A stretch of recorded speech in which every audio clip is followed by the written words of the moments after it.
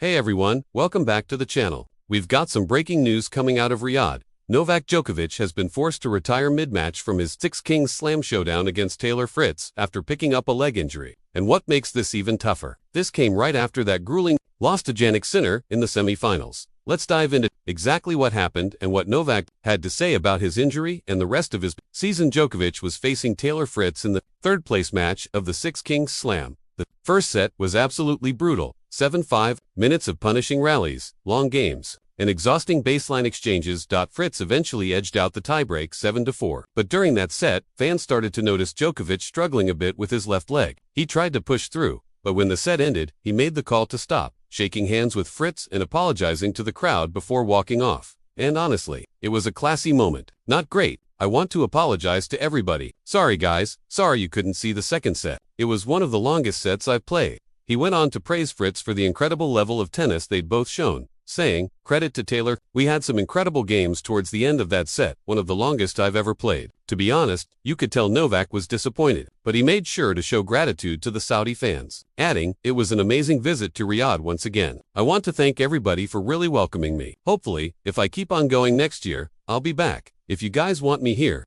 That last line, "if I keep on going next year," definitely raised a few eyebrows. Now, before anyone panics, Djokovic hasn't announced retirement or anything like that, but he did hint that his focus right now is on recovery and figuring out what comes next. Now it's rest and really addressing some of the issues I have with my body. Then, hopefully playing the last couple of tournaments of the season. Let's see. And that right there gives us a clue about what's ahead. Djokovic is still scheduled to play the ATP 250 in Athens, the new Hellenic Championship, and he's already qualified for the ATP Finals in Turin. That qualification actually made history. Novak has now tied Roger Federer's record by qualifying for the year-end championships for an 18th time. Pretty insane when you think about it, but here's the catch. Djokovic withdrew from the ATP Finals last year after battling fatigue and minor injuries. So the question is, will history repeat itself in 2025? It sounds like that'll depend on how serious this new leg issue is.